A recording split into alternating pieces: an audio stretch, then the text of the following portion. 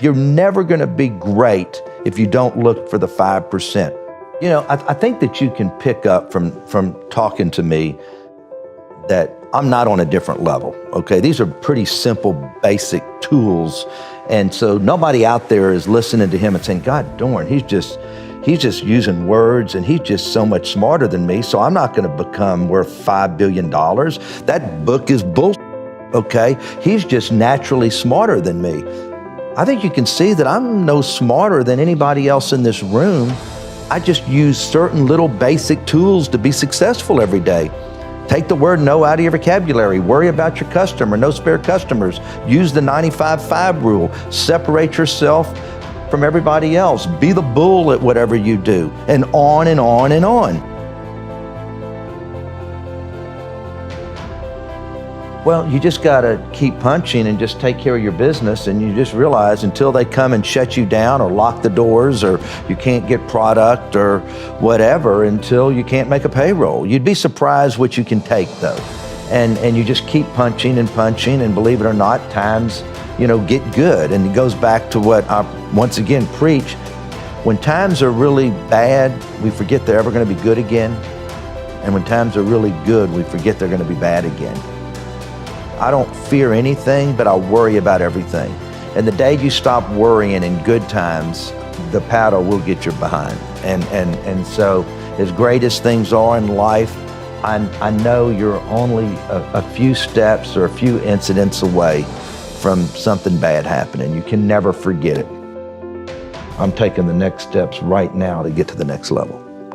Because that's my sport. Let's go play pickup basketball. Let's go to the office and play business. And that's what I do every day. I go to the office and play business. You gotta know what you know and what you don't know. And I knew that I understood business. I think you know if you know business or not. And people ask me, should I go get my MBA? And you know what I usually tell them? You know if you need to go get your MBA. If you don't have it inside of you and you understand economics and finance and operations of business, then you need to go get it. I knew that I didn't need it. It was just a God-given gift. You've got to know your God-given gifts, and everybody has it. Everybody in this room has it right here. So do what you know was your God-given gift and find a way to use that as your path.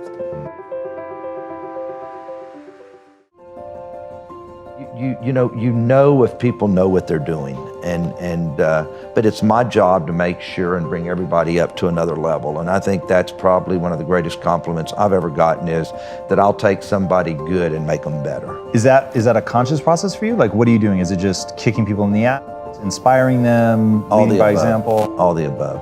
I think I do. You always know where you stand with me. I have all my top VPs probably have been with me an average of 25 years. My two assistants have been with me 27 and 26 years. And everybody will tell you that is the hardest son of a bitch in the world to work for, but I would never work for anybody else. What would you have to see in them to think it's worth the risk?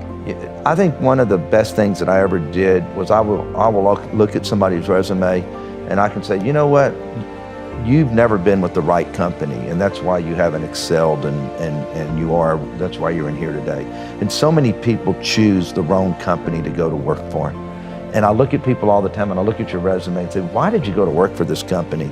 I knew they were screwed up when you went to work for them, okay? And so some people just are not good at choosing the right company, and also the person interviewing makes promises that never happen. And I think that's one of the biggest mistakes that people make, is choosing the wrong company to go to work for. Do they really have good liquidity? Are they going to be in business? Are they an acquisition target where all of a sudden that they are and you're going to get bought and probably laid off? Everything is do they have a product that is going to be around for a long time? So everything from liquidity to product, acquisition target, growth, of where are you going to go?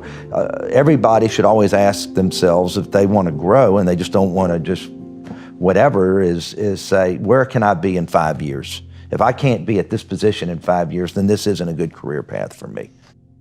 What made you good at selling? That is a very particular skill. Even today, it's all about, somebody said, why are you so successful? Because I sell. And even when you go out and you raise billions of dollars in debt and you're meeting with debt holders, you're still selling yourself. That's what it's all about. You're not just selling the deal.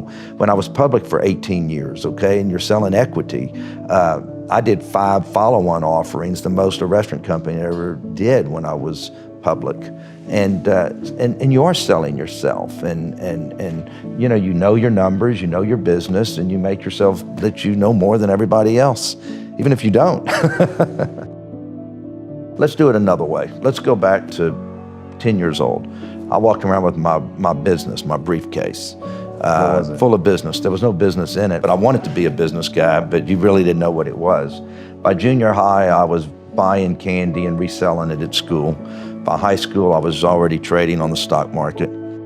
That's just, hey, doing whatever it took to make money. I always wanted to make money. I always had money, even when I was a kid, because I always worked whatever job I could find, whether it was mowing somebody's yard or washing cars or selling lemonade to the construction workers.